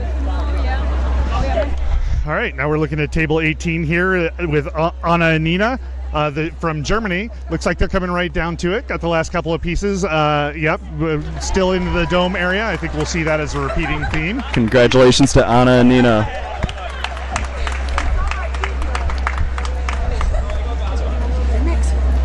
And here we are at table 5. This is Jan and Katarina from the Czech Republic. Coming into that final little bit of a close. We're at the hour and 8 minutes and 13-second line. Are they going to be able to keep this under an hour 9? It's really, really close. Being able to get that last little boost to get those shape pieces in is going to be really hard, but I think they're going to be able to do it. Look, this is what I mean about being methodical. Right? So? See, they pick up a piece and they check it. It wasn't brute forcing, and they do a great job. Congratulations. Yeah. Oh, and table 49. That was Flav and Clement from France. Nice. Well done. As we see Diana and Irina down in the lower left-hand corner from Canada, because Irina is, I believe, a Canadian citizen living in the U.S., which makes things a little bit confusing. Yeah, There's a rule this year that you have to be a citizen of the country in order to in order to qualify for that country. It's a little controversial rather than based on residency. But you can see that table 37 there with Irina and Diana. They're doing a fantastic job. They're going to have, I think they're going to have a top 20 finish here. Congratulations, great job. That was an excellent close. Over on the left-hand side, that's table 19. That's Jasmine Lambert and Emma Williamson. They are coming in on the bottom, and that's where those puzzles within puzzle pieces are a little tricky. But again, an hour and 10 minutes to do a 1,000-piece puzzle as a pair is wild. Yeah, we've got a couple of folks joining us here whose brains that we can pick to see how they were doing. Welcome to the table. Would you do me a favor, even though we've been talking about you for a while, to give us your name? Tell us who you are. I'm Chiara. I'm Kati. Hey, Kati and Chiara, how are you? How did you enjoy that puzzle? We really like the idea of the puzzle. It's sweet. I don't love the puzzle. Like, there's a lot of puzzles that I had more fun like putting together. Yeah. But I really like the idea of it. Like, that's really sweet and it's really fun. What were some of the bigger challenges of this one? Not fainting for Kati. I think I didn't give her enough sugar before we started. True. And the puzzle inside the puzzle. Those have pieces, and it's like, oh yeah, I know where the lady with the purple shirt goes, and then it's like, oh no, actually this is a piece of the puzzle inside of the puzzle, and I was messing it up. What kind of we're having a little bit of a technical malfunction with a fan here, unfortunately. There we go, we're fixed out. Sorry, so I lost a bit of air inside of ventilator fan. I think that fan is your fan, is your biggest fan right now. Just trying to do that. Tell me a little bit about what were you guys thinking when you hit those sections of duplication where it's really hard to distinguish what piece goes where. Like how does a top pair like that handle those situations? Like at the end. Yeah. We tend to shape sort. Inside there were still a few sections that we could have pulled together, like the blue table on the right. But mostly I would say that we shape sort. Yeah, and with the shape sorting also kind of ignore what is on the image and only focus on the shapes. So you don't get distracted by the different perspectives and angles of the puzzles inside the puzzle. Now, I assume that you guys saw the puzzle in advance, as everybody had a chance to do. Yeah. It was leaked and then distributed everywhere, including by Ravensburger in advance. So did that help you create a strategy going into this puzzle? We did make some plans because of that. We try not to plan too much because like having a strategy for how to approach the puzzle hurt me at Europeans, where we also had found out what puzzle to do. So I very much, like yesterday when we were talking about it, like I was very strict on these are options, but we will not decide until we actually see the puzzle. Well, and in fact, we were just talking with Anna and Veronica, and they had a plan. Anna was saying that they scrapped when they actually saw the puzzle because the details of the pieces or the details of the illustration were different enough that they just decided to go an entirely different way. So to your point, options is great. A specific plan maybe not so great. I still prefer not knowing what's gonna come out and have the full surprise. Yeah. But it's a busy enough puzzle that we saw it, we knew it was coming, and like we felt like we had to at least vaguely learn the image like everybody else. Yeah, I mean, if you're going to be competitive and everybody else has that piece of information, unfortunately, we all like to see a brand new puzzle. We all like to see how people do on a puzzle that's not been released, not exposed to everybody. Because part of the joy, hey, look, some people with Peace Talk shirts. It's part of the joy is seeing how the elite competitors can tackle a new piece of information, right? A new puzzle, and so we're all a little sad about that. But once it's out there, it's important that we all have the need to have that information in order to be able to compete. We have some table problems going on. Okay. That was So we are bringing the disasters today. We're having a little bit of disasters on the back of success, though. How did you guys feel about that time and your placement? Good. We're happy. Yeah, we're happy. Yeah. We think like there were a lot of very fast puzzlers. Like we knew we had a chance at podium, but I think there were like 8 couples who had a good chance at like winning. Like going in, so we are really happy. That was actually really clear during most of the competition, where it was really difficult to see who was making any progress ahead of anybody else. So you're absolutely right that I think it could have been anybody's game for quite a long time. Yeah. There's somebody with a clear board. What do you think about that? No, that's a no. Same for me. Yeah, I like the idea of it. I'm not a big fan of putting pieces on top of the board or on top of the puzzle to begin with, and that feels like just at that more. point is just as putting the pieces on the puzzle, and so why do you even have the board? I mean, it gives you some mobility, I suppose. I mean, here I am asking you, might it give you some mobility? How do you guys use boards when you're in pairs? We try to use them quite a lot to store things, and yes, have the mobility and move pieces around. Reducing the transport time a bit. Yeah. Transport, is that what you said? Yeah, transport time a bit. We didn't use them optimally. They're like, that puzzle in the puzzle like was painful. So I kind of sorted that out, but then it also occupied a board for like most of the time. I probably should have thrown those pieces out, but it feels a waste to throw the pieces back on the board after you've sorted them, right? So is I don't know. It's fine. Well, even though it feels like a waste, you guys still put up an amazing time. On it, there's some puzzles that are decidedly easy for the entire field, and there's some that are really, really hard. When you look at this image, is it one of those ones that looks a little bit easier, and then once you're in it, is harder than you think, or was this one pretty easy overall? I don't think it's pretty easy, but I also don't think like it looks pretty easy. The top looks pretty easy. Yeah. Even though that sign like hides more than you would expect in the other pieces, but the bottom looks very busy and repetitive, and so like this does not look like an easy puzzle. And I think it was correct. It was not an easy puzzle. Just sort of randomly, on this image, there are a lot of puzzlers that are puzzling. Yeah. Which puzzlers do you think you would be in that image? I don't know. I was complaining that there's a lot of diversity here, but no old fat white guy with a beard. So next year I'm hoping to see myself in this puzzle. Fair. Well, I wasn't sure if you would be the pair that were just hugging and super excited, that kind of thing. We could be, yeah. Yeah. There's plenty of places inside of there. You two are absolutely fantastic. How long have you been puzzling together? 2 years, I think. Yeah. One of the things Yeah, we met at Worlds 2023. One of the things I really love about you guys is that you appeared to create such a deep friendship. I know that when I talked to you on the Peace Talks episode, like you went to the first Worlds in part to go look for people that like your people, friends and stuff like that.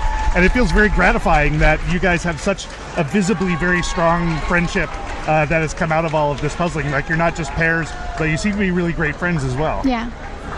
I think we said that yesterday or maybe 2 days ago that our bond as humans is really what makes us a good pair, like for puzzling, and not the puzzling skills necessarily. So do you have a lot of table talk while you're puzzling then, or do you guys puzzle together and are friends well enough that you sort of know what everybody's going to be doing? The second part mostly. Like we talk a lot outside of puzzling, but not while we puzzle.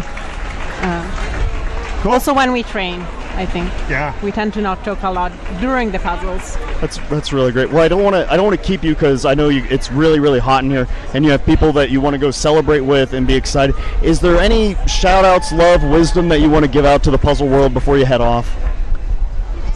Love to everyone, and find people to puzzle with that you get along in real life. It's more important than the puzzling skills. Yeah. That's wise words, Kiara. Absolutely appreciate it. Congratulations to both of you on a fantastic job puzzling. Well done. Yeah, Thank now you. Go get out of here so you don't fall down. Okay, bye. Bye, guys. And as they head off, the finishes have been rolling in. The judges and the camera team have been running around like crazy. They're trying to get as many finishes as they can as we cross the hour and 19-minute mark. You know, Megan from Canada. Megan just a few years ago, the idea of having just a couple of teams down in that range was really, really wild.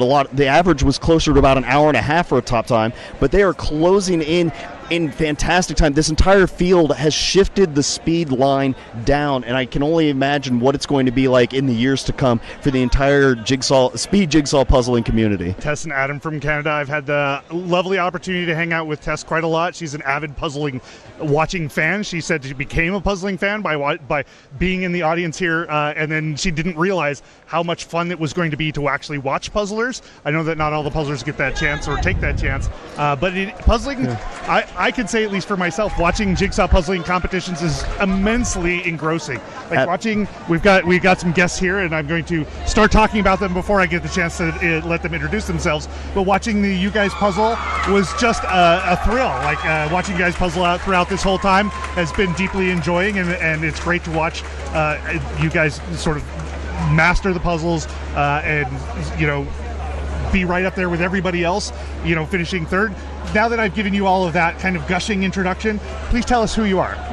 I'm Ellen Sino. And Inge Sino.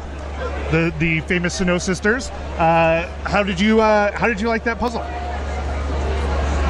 When I first saw it, I really enjoyed it. It's colorful, it's bright, it has a lot of small sections to work on, which is my absolute favorite. So really good. Yeah, I loved it. It was so cute. After we finished, I was like, oh, we can never sell this puzzle. So, Ellen, you said that when you first saw it, you thought it was cute, but so I imagine that you guys saw it in advance, like most of the rest of the teams did. And so, when you actually saw it for real, did your opinion hold, or did you still enjoy it when you actually got to puzzling it, or did that change once you actually got into it? I think for me it helped. Like, we knew it was going to be a fun puzzle, and then we got the puzzles like, yay, this is fun. It was just, it's nice knowing that it will be a puzzle that you will enjoy, instead of, we're not really big on the nature puzzles, so we were just glad that it was something that we like.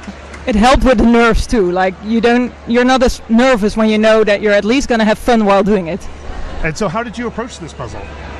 So we had to change our whole strategy. So do you have a strategy coming in? Yeah, but then the image was leaked.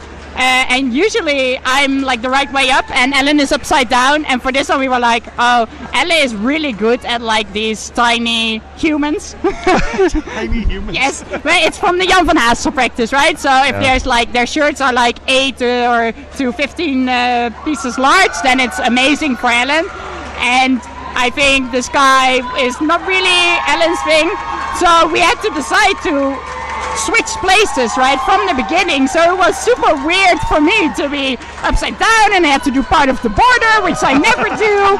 So it was so different. It worked out okay. Maybe this is a strategy you need to adopt. There was never a doubt. I mean, I looked at the picture and said, "Oh my God, that top, it's horrible," and then we knew that meant everything. We had to change it. And so did you end up finishing in the top? Like, did you get most of this handled and then end up No, we finished with the puzzles. Oh, you finished down with the puzzles down in like this area. Yeah, we saw two different approaches. People either finished with the puzzles down at the bottom or the dome up at the top. What made you end up there? Just sort of happenstance? Because our faster puzzler was doing the dome, so she was just finished before I was. Sometimes the simplest thing is the right one, I think the puzzles were a bit confusing. Even though we knew like they are sort of clear because they're in different directions, but still there's so many, and it was just like especially the one in the bottom left corner, it's quite big actually, so it was pretty hard to figure it out. My brain is sort of tuned to 500-piece puzzles, in which case this becomes fairly straightforward, but it's a whole different thing when it becomes a 1,000-piece puzzle, and these things that normally would just take a few pieces, like these in here, which might take a piece or 3 or 4, become like 10, 20, 30 pieces. We actually drew with a pencil, we drew the puzzle on top of another one, the back of another one, And then that was exactly what I said. Oh, that puzzle is like huge. It's not small. You drew it on the back of another puzzle? Yeah, so after our team's qualifier yesterday, we packed it neatly into the box. We went back to our apartment, we got it out, flipped it over, and drew the image on the back, just to get a feeling about the size. The size, yeah, that is amazing. Unfortunately, too bad you couldn't do it on the front side, so you'd actually have the piece, the actual piece placement. Yeah, but that doesn't really matter. It was more about just getting a feel of the size, like, how big is the banner? How far is it from the top? How big are these puzzles? Are these people on the puzzles? So that's so cool that you guys went into that level of detail. I usually use the trick of like picking up a piece and going, if I hold it up, it's going to be about 10 pieces holding it up that way, or about 6 pieces on a 500. But drawing it right on top of there is so much more precise. So our feeling was, we're not going to let anyone have a bigger advantage from knowing the image than us. Yeah. So that's what we did. And then I texted my boyfriend that we were doing that. And he was like, oh, you can also upload the image in a puzzle app on your phone. And then you can do the puzzle. So we did that this morning. Oh, you even had already worked it out? Yeah, wow. I sort of, but I couldn't. Different cut. I had, different cut, but it also was like on your phone is really hard, and I couldn't do the whole puzzle, so we had the square puzzle of 2/3 and then another one of the other 2/3. But for some pieces, like the tiny details, it was like, oh, I know which corner of which puzzle this is, just because we had done it, and I was doing it on my phone, but I was doing it upside down on my phone as well, so I don't think it helped a lot, but it did help a little bit. Like some of the details were just like, oh, now I know where they go. Yeah, and as you said, I think that if other people have the information, you need to have the information too. This is not a puzzle sort of party as much as we like puzzle parties. It's a competition, right? And if you want to compete, as you guys do, having all the pieces of information, as long as they're out there to the rest of the world, it's a thing you got to do. And it's unfortunate because we like to have surprise puzzles. Like that's the sort of joy of doing this. Definitely agree with that. Yeah. Yeah, and you would have gotten the wow throughout the room if it hadn't been seen before, because everyone would have been amazed. Do you think Ravensburger made the right move by releasing it to everyone at that point? Okay, good. 100%. I think that's only fair. Even though you would have had an even larger advantage, you thought it was better for the entire field to have access to it. Yeah, at least then you can choose, like, if you're going to go all the way or not. But I'd rather just have it not out there, because you don't want it to be dependent on anything, like being able to spend time on it or... So they kind of handled it the best way that a bad thing can happen, maybe. Yeah. I think. And that's okay. Things happen. You know what else happened? You all put up a fantastic time. When you're doing these 1,000-piece puzzles, is this about the time that you usually get on 1,000-piece puzzles together, or is this faster, lower? Like, where does this sit in your personal puzzling? Not the absolute fastest, I think, but it's one of our faster times. But I think it's hard to say, because like the last month we have really improved, so we don't have that many times from that last month. So I'm not sure. I feel like you've both made substantial improvements. You are already world-class puzzlers, but Ellen, I feel like you've really stood out in this particular competition. Inge, you are already a star. I feel like you were already up there. Ellen was sort of right there with you, but I feel like you've really kind of stepped up in the last bit in this competition. It's really been great to see you sort of shining alongside of your sister. It feels like maybe now there can be some fiercer competition between the two of you. When I was watching you guys finish, you had such a serious look on your face, Ellen, when you were trying to get those last few pieces. And it was like you put your whole soul into trying to get those last few pieces. Is that what it felt like, or is that just sort of the way it looked on your face? Oh no, that's definitely what it felt like. Now, when you guys are doing pairs, is it easier to manage your sort of internal head conversations because you have other people to bounce it off of than it is when you're doing it individually? Do you find a lot of benefit of being in the competitions, being in a pairs competition with each other?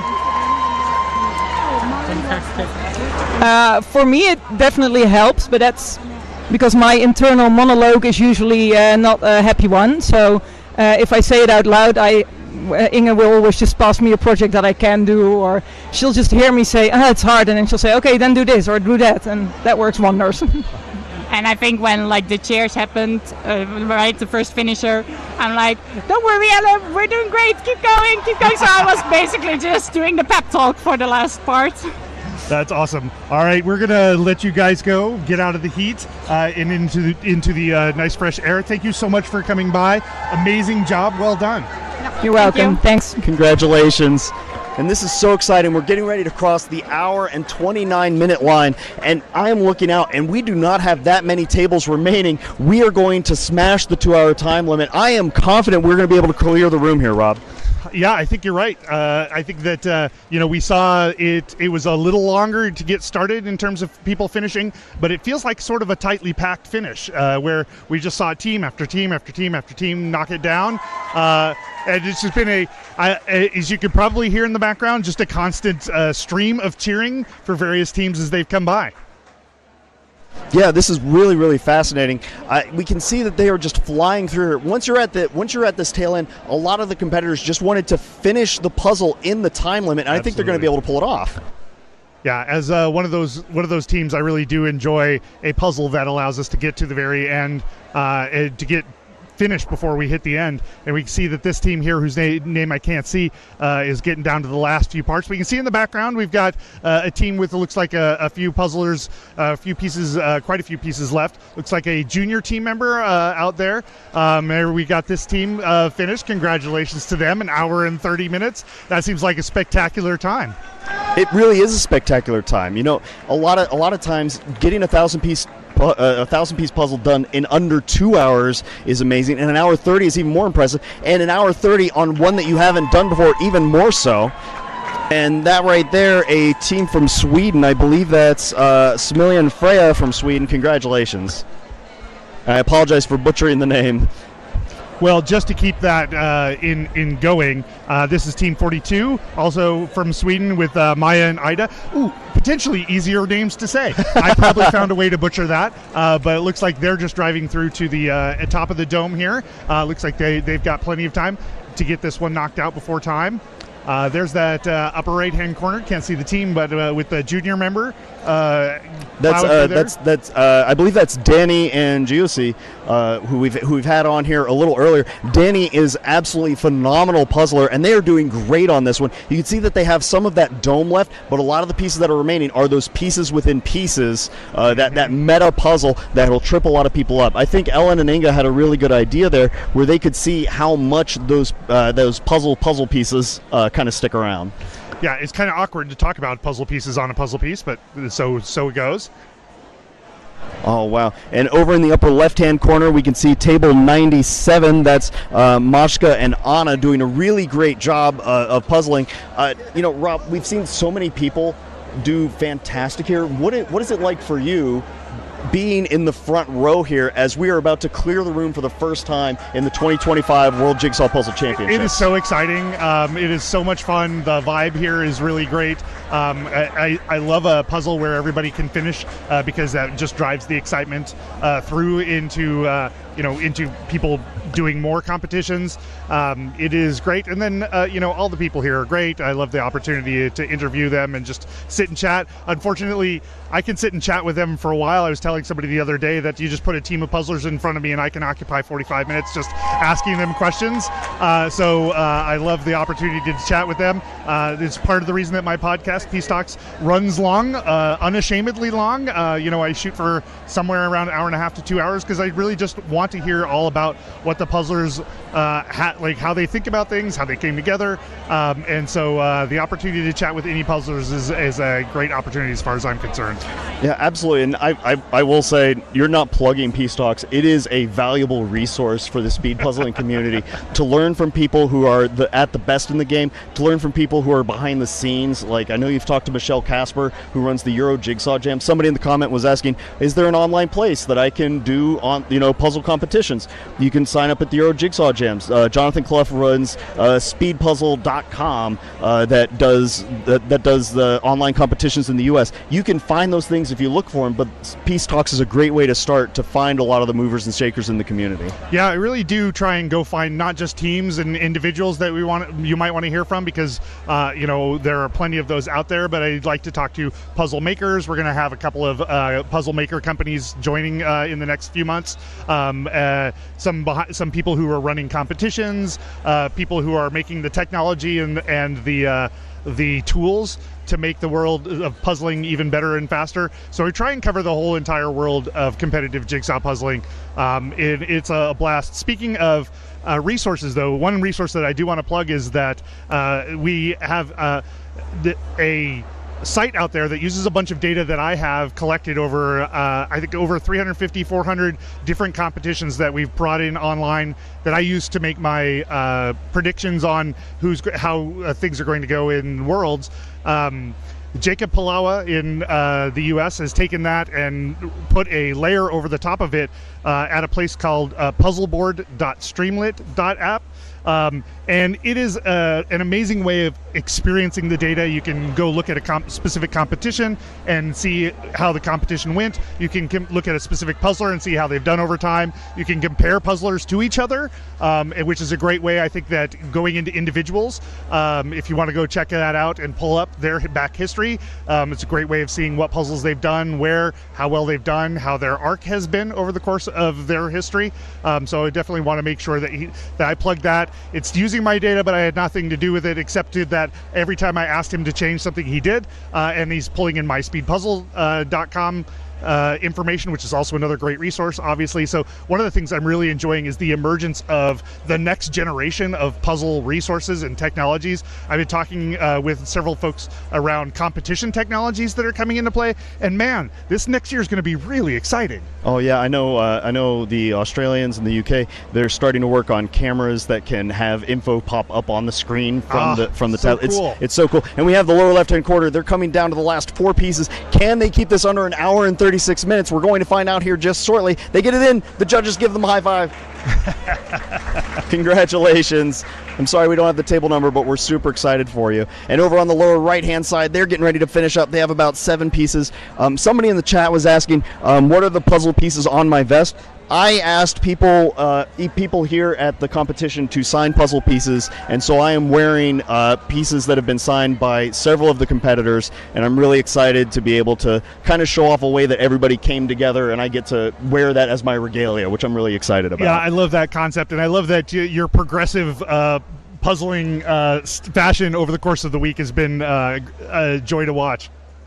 Speaking of joy to watch, look at these guys working their hands so fast, getting them shoved into all of the different spaces. I think there's only 2, maybe 3 tables. Four tables remaining. We are coming in. We are going to clear the room for the first time here at the World Jigsaw Puzzle Championships 2025. Yeah, and there's still a good number of people in here. The dome is a challenging place to spectate from at this time of year, just because of the heat.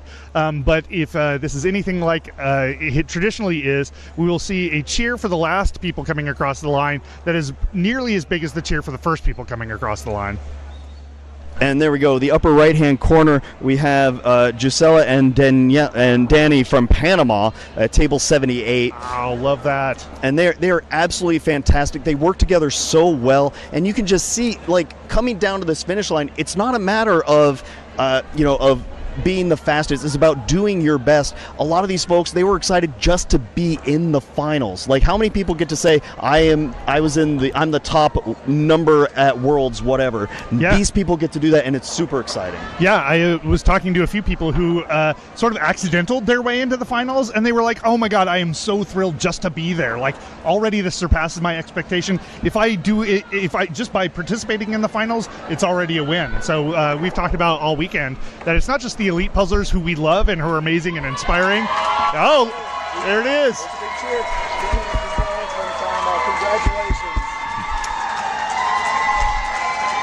All right, and it looked like they were driving things home pretty quickly, so I think that there's a couple of other teams still out there. So what you're hearing is cheering for those people specifically. It's a cheer of Panama in the background. So exciting. They came all the way here. Their goal was to make it into the semifinals, and they exceeded that and got all the way into the finals. Yeah, and hoping that those are cheers of joy, potentially exhaustion. Oh, it's pure joy. Yeah, but I mean, they should be so proud. Not only did they get to the finals, but they crushed the puzzle. And another great finish. Under the hour and 39-minute mark. Oh, are we going to see a puzzle pickup? Is it happening? It's happening.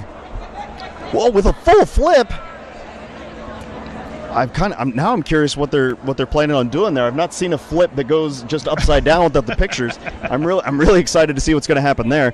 Table 100. That is Tamia and Maria from Slovakia going to close this out. A lot of people say that I talk an awful lot. I am at a loss for words for how exciting it is to be here, watching everybody come into a finish and still see so many people around that are waiting just to cheer these people in. To see a finish of a 1,000-piece puzzle in under 2 hours. Yeah, I mean, as you said, this would be unthinkable a couple of years ago, and now it's becoming just the kind of thing that happens. The level of competition continues to move up. We've got the team from Germany, Tanya and Steinen. Add this to the list of names I've pronounced wrong. I hope you consider that a badge of honor, or at least you're willing to forgive me later. And then we've got, I think the last remaining Slovakia team. We had 4 in the 4-up just a minute ago. So we're down to the last team, and looks like they're just about finished as well.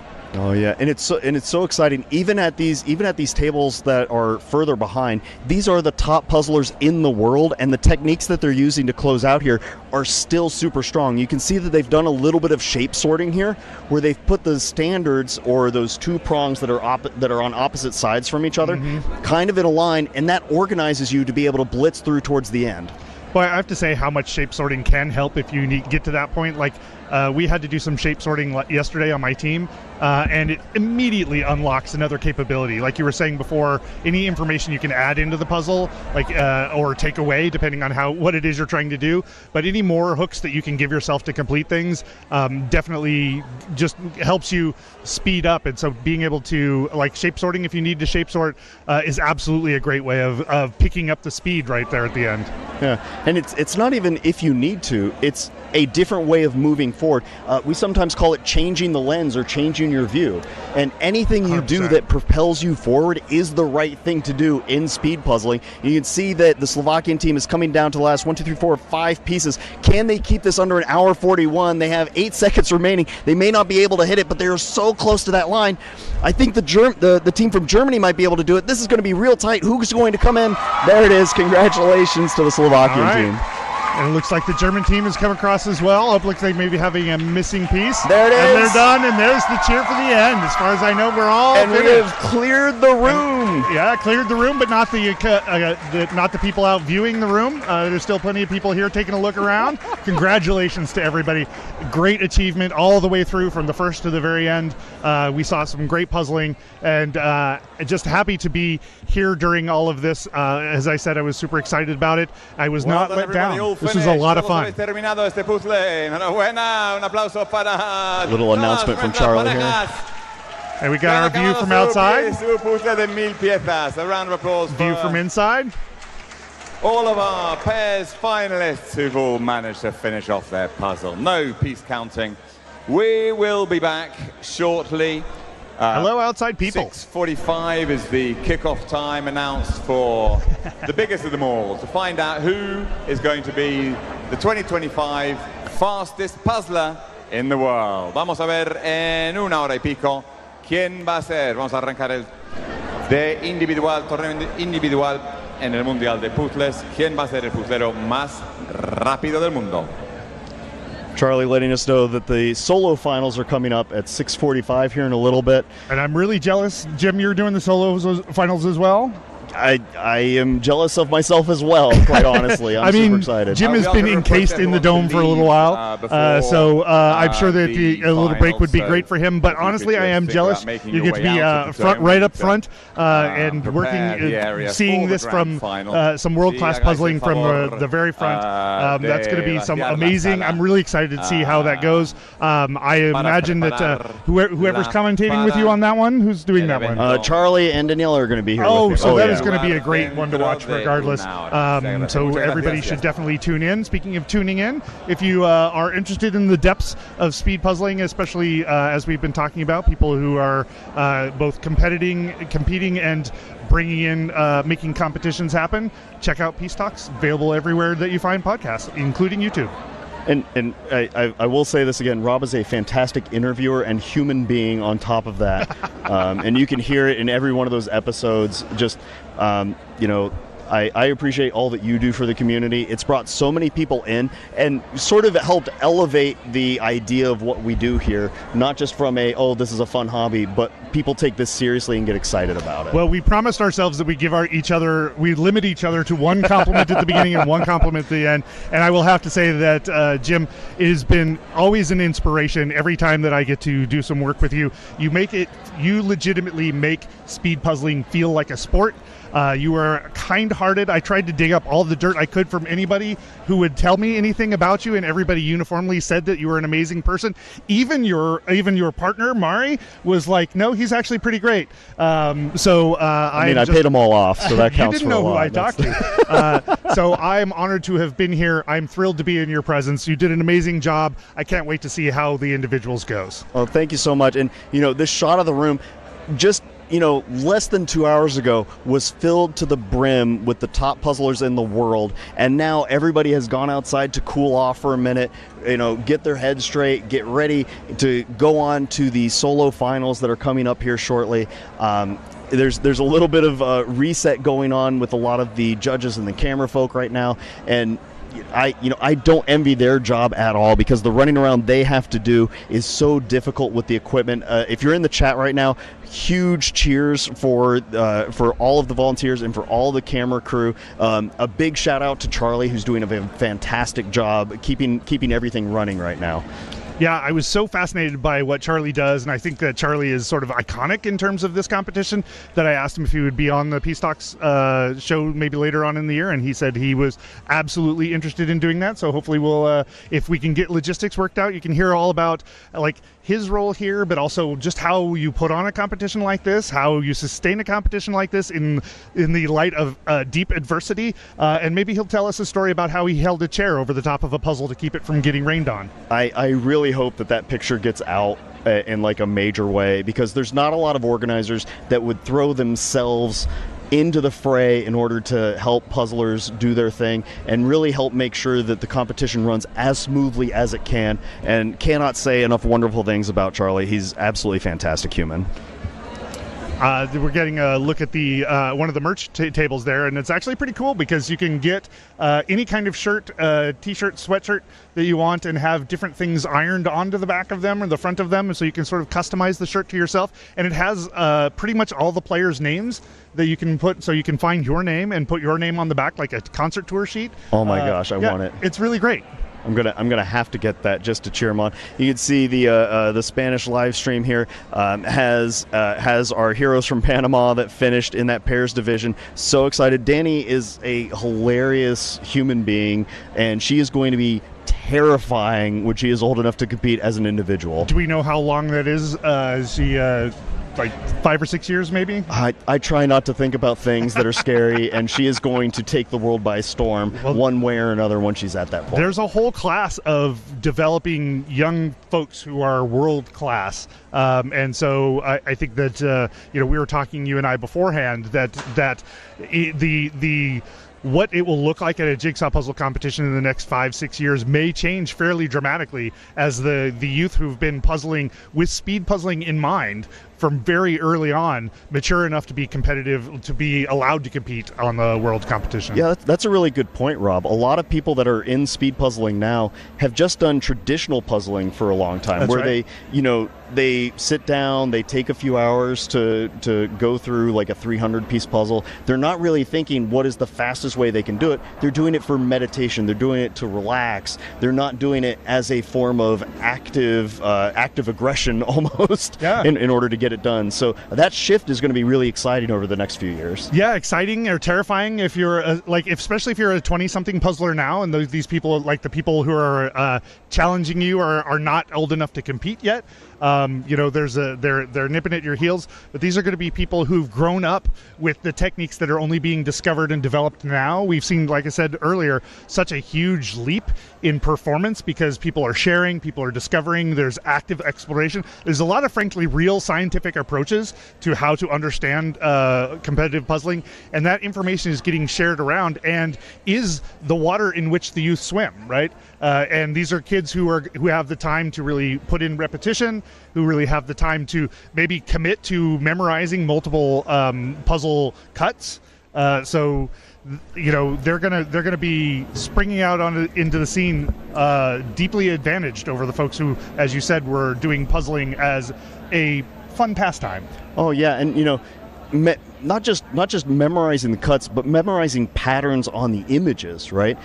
If you've done a couple of landscapes, they have a similar pattern to them. Sure. Get the horizon line, do the outline, break in from there, or, you know, get the horizon line, go down underneath, break in from there. And so if you have folks that are very intentionally learning those images, committing to memory a process for what you see, you're going to have a better catalog to reach into in the back of your brain that just gives you that little bit of a better snap coming down the pipeline. Yeah, and also you don't have all the other things in your brain that might get in the way of trying to remember some things, where some of us who have been around for a while have stuffed our brains full of other, you know, reruns of TV and things like that that just cause useful information like a pattern match of an ocean shore to just fall right back out when it goes in there.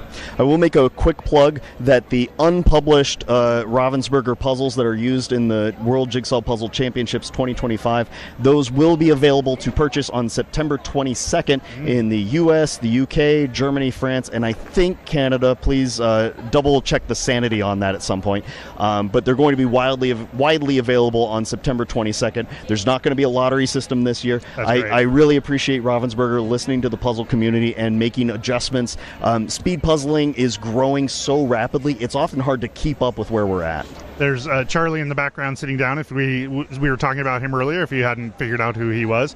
Yeah, last year was a challenge in a lot of ways to get a hold of these puzzles that were unreleased. So I'm super happy that we're seeing some good access to them, more widely distributed. I think Ravensburger is showing the ability to learn from challenges that they've encountered. So happy to see that. Yeah, somebody's mentioning about how yesterday during one of the competitions there was a puzzle that had 50 missing pieces and a whole bunch of duplicates.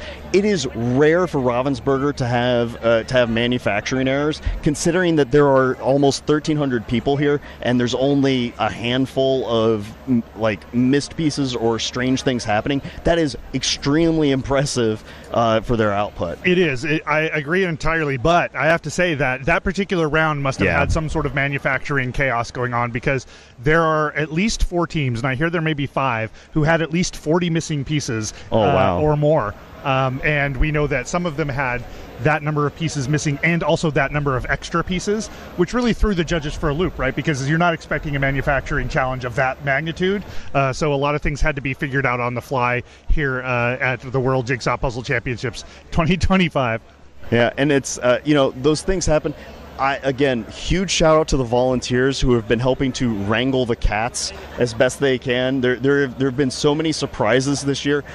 You know, we talked a little bit about how yesterday there was that thunderstorm that came through and the roof started leaking and people were having to move tables and make adjustments. And again, the puzzling community came together to keep everything moving as best as they could.